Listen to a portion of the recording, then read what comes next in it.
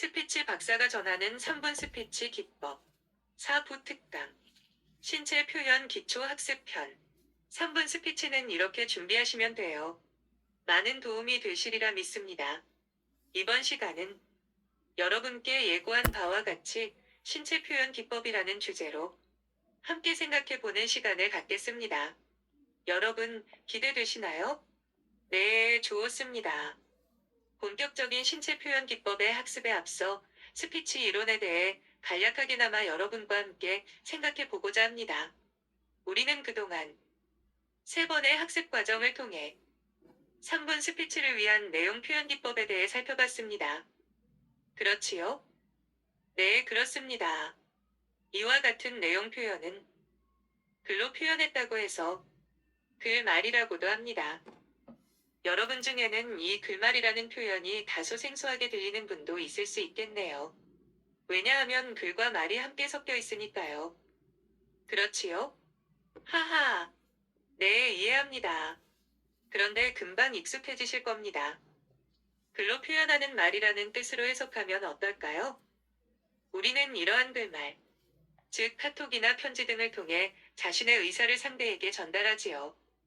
이와 같이 자신의 의사를 전달하는 방법은 방금 위에서 언급한 글말 이외에 또 어떠한 것들이 있을까요?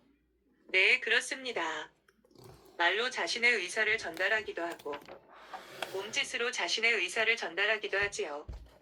우리가 공부하는 스피치에서는 말로, 즉 입으로 표현하는 것을 입말 또는 음성 표현이라고 합니다. 그렇다면 우리가 오늘 함께 공부할 몸으로 표현하는 신체 표현은 무슨 말이라고 할까요? 네, 맞습니다. 몸말이라고 합니다. 즉 스피치는 우선 크게 2가지로 나눌 수 있습니다. 그 2가지는 내용과 표현입니다. 여기서 표현은 다시 음성 표현과 신체 표현 2가지로 나눌 수 있고요. 다시 말해서 스피치는 입말과 몸말 이렇게 2가지로 글말을 표현합니다. 그렇다면 우리가 지금까지 함께 공부한 내용 표현 기법은 위에서 언급한 글말, 입말, 몸말 3가지 중 어느 것에 해당할까요? 네, 그렇습니다. 당연히 글말이지요. 따라서 글말만으로는 스피치 공부가 완성됐다고 보긴 어렵겠지요.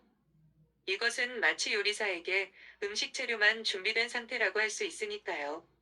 그렇지요? 네, 그렇습니다. 연사는 준비된 글말을 입으로 표현하고 또 몸으로도 표현해서 전달하지요. 그렇게 했을 때 비로소 스피치가 완성됐다고 볼 수 있을 겁니다. 요리사가 좋은 재료로 맛있는 음식을 만들어낸 것처럼요. 다시 말해서 스피치는 글말을 입말이나 몸말을 활용해서 표현하는 겁니다. 지난 시간에 우리가 함께 살펴봤던 추천 영화로 소개한 영화 행복을 기억하시지요? 여러분이 3분 스피치 주제로 추천하고 싶은 영화 행복의 대본을 작가로부터 받고 그 대본을 입말과 몸말을 활용해 스피치로 표현했다고 가정해 볼까요? 그래서 청중이 행복이라는 영화에 관심을 갖게 되고 결국 행복이라는 영화를 청중이 보게 만들었다면 여러분은 성공적인 스피치를 했다고 볼 수 있을 겁니다. 그렇겠지요? 네, 그렇습니다. 여러분, 위의 가정을 통해 내용과 표현이라는 용어가 한결 친숙해지지 않았나요? 네, 여러분의 적극적인 호응, 늘 고맙습니다. 여기서 제가 여러분께 하나의 질문을 또 드려보겠습니다.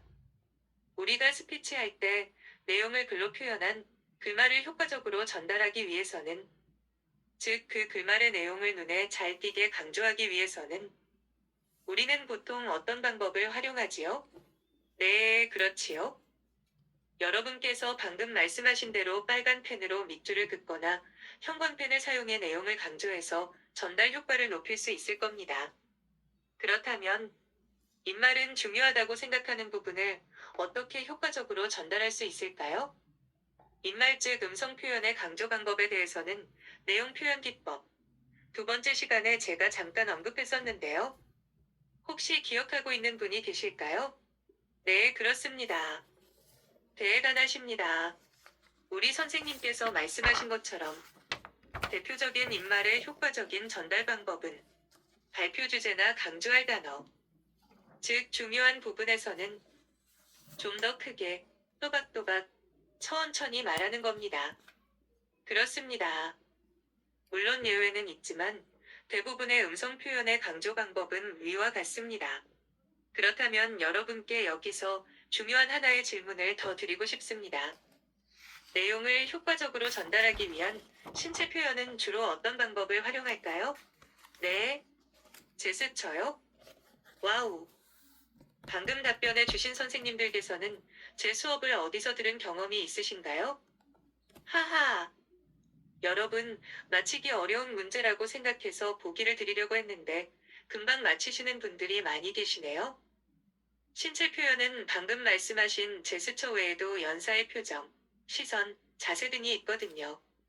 이것에 대한 특강은 앞으로 신체 표현 종합편이라는 시간을 따로 만들어 여러분과 함께 살펴보겠습니다. 네, 여러분은 대단하십니다. 역시 수준이 높으신데요.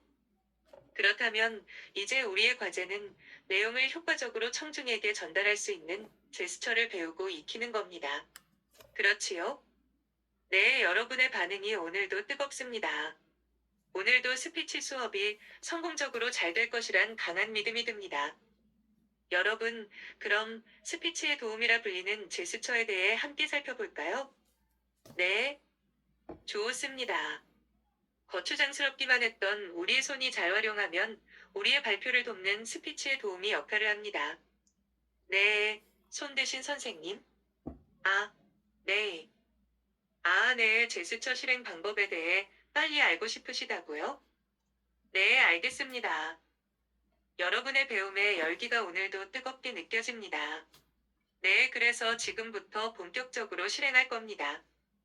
하하. 제스처는 여러 종류로 가지수도 많지만 여러분께는 우선 세 가지만 소개하려고 합니다. 왜냐고요? 왜냐하면 너무 많은 정보는 우리를 오히려 혼란스럽게 할 수 있다는 얘기에 많이 공감하기 때문입니다. 그래서 오늘 이 시간에는 여러분께 소개할 세 가지 제스처 중 그 중에서도 딱 한 가지 제스처 실습을 위한 기초 이론에 대해서만 집중해서 알아보는 시간을 가지려고 합니다.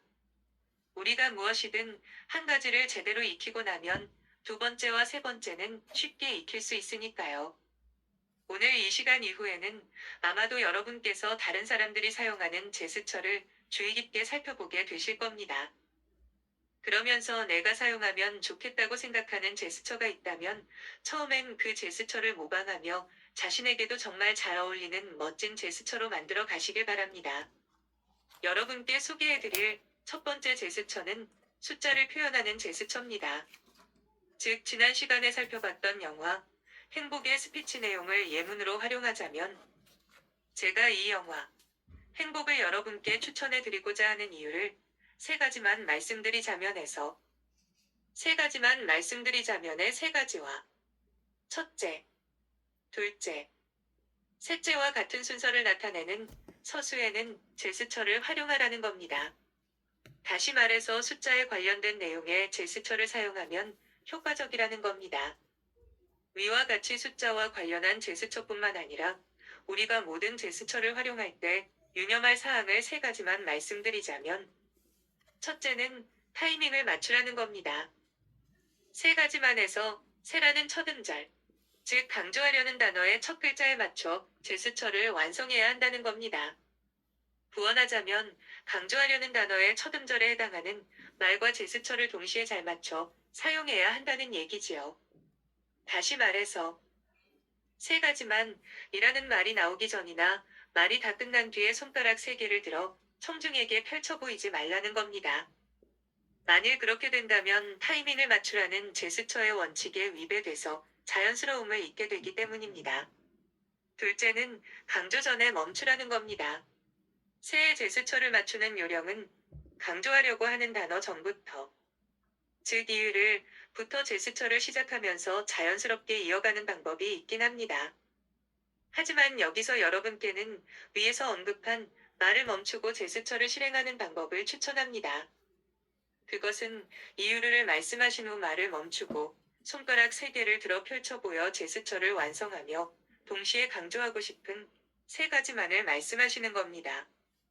제가 여러분께 말을 멈추고 하는 제스처를 추천하는 이유는 중요한 단어 전에 말을 멈추는 기법은 청중을 그 상황에 몰입하게 하고 긴장감을 주게 돼서 청중의 주의를 끄는데 매우 효과적이기 때문입니다. 이것에 대한 특강은 앞으로 음성 표현 기법 시간을 따로 만들어 여러분과 함께 살펴보겠습니다. 마지막 셋째는 자신 있게 사용하란 겁니다. 제스처를 잘하면 연사를 자신감 있게 보이게 할 수 있지만 반대로 어설픈 제스처는 연사의 연설까지 산만하게 만들 수 있기 때문입니다. 따라서 자신감 있는 제스처가 되기 위해서는 제스처의 시작, 완성, 복귀의 과정이 정확한 동작으로 확실하게 표현돼야 한다는 얘기입니다.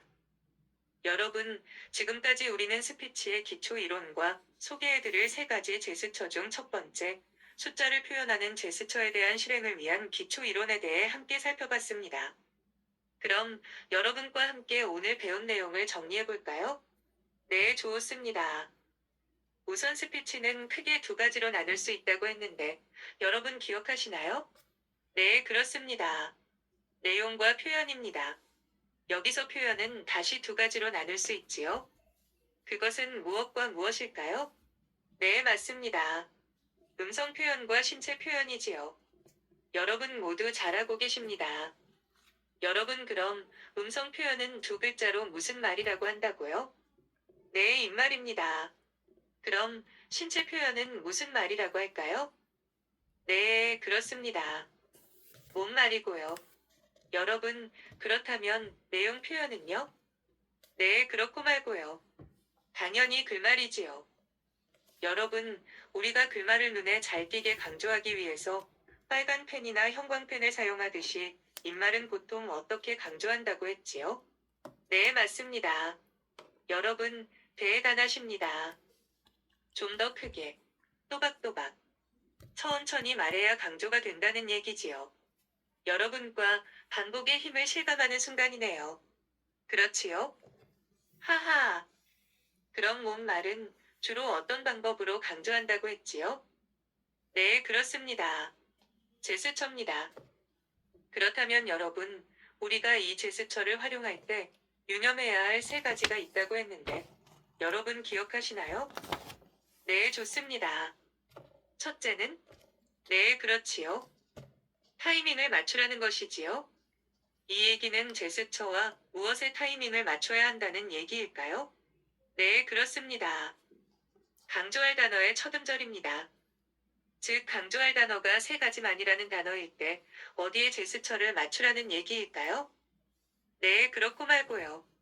3가지만에 세에 맞춰서 제스처도 완성해야지요.